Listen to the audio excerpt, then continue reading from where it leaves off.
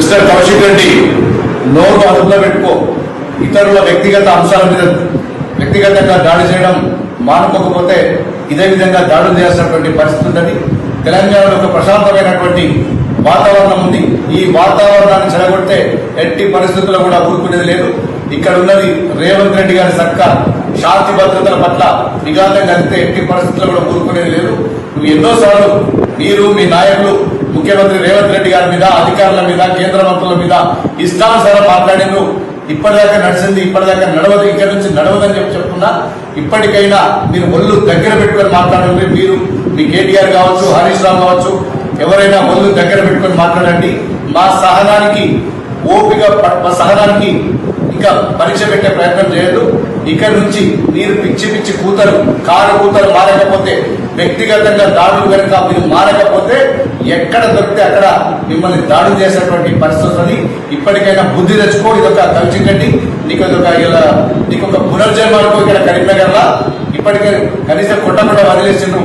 ఇక్కడ నుంచి నోరు అదుపులో పెట్టకపోతే ఎక్కడ దొరికితే అక్కడ అందరూ కూడా, ప్రజలందరూ కూడా తిరగబడి కొట్టాల్సి వస్తుంది మిమ్మల్ని, మీ పార్టీ నాయకుల్ని.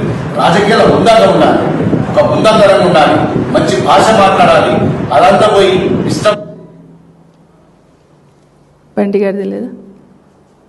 సంజయ్ గారిది ఉందా?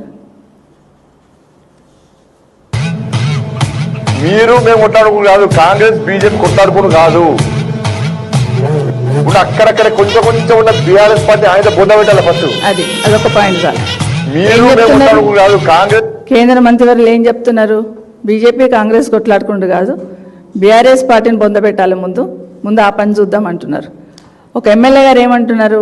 దాడి చేస్తాము, మీరు మాట్లాడిన మాటలకు దాడి చేస్తాం అంటున్నారు. మరి ముఖ్యమంత్రి గారు మాట్లాడిన మాటలకు గత 2 సంవత్సరాలు ముఖ్యమంత్రి గారు ఎన్ని మాటలు మాట్లాడారు? ఆ మాటలకు ఎన్నిసార్లు దాడి చేయాలి అట్లంటే? కానీ మా సంస్కృతి అది కాదు. మాటలు మాట్లాడుతున్నప్పుడు ఒళ్ళు దగ్గర పెట్టుకొని మాట్లాడండి అంటున్నారు గౌరవ శాసనసభ్యులు. ఎస్, అందరం అదే చేద్దాం. ఒళ్ళు దగ్గర పెట్టుకొని మాట్లాడమే నేర్చుకుందాం మనం.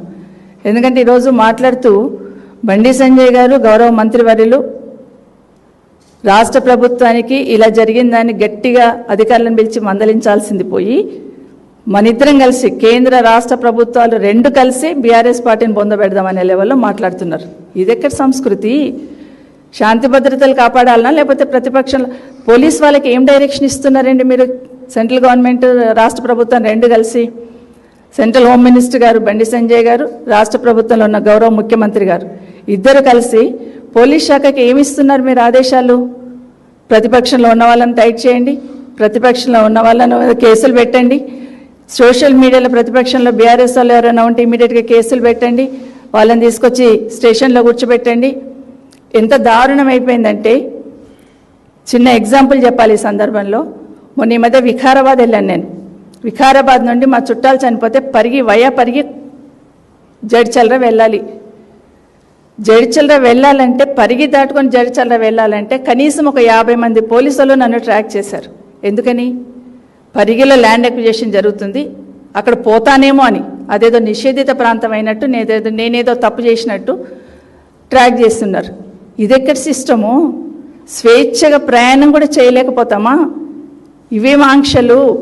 మా మీద పెట్టే నిఘాలో 1% ఈ నేరాల పట్ల నిఘా పెట్టారనుకోండి, తెలంగాణ రాష్ట్రం ఇట తలంచుకోవాల్సిన అవసరం ఉండదు. దేశవ్యాప్తంగా పోలీస్ వాళ్ళను పోలీస్ పని చేయనీయండి. రాజకీయ వేధింపులకు, రాజకీయ కక్ష సాధించడానికి మొదటి ప్రాధాన్యత ఇస్తున్నారు. దయచేసి మార్చుకోమని గౌరవ ప్రభుత్వాన్ని, గౌరవ ముఖ్యమంత్రి గారిని, గౌరవ హోంమంత్రి గారిని కూడా కోరుతా ఉన్నాను.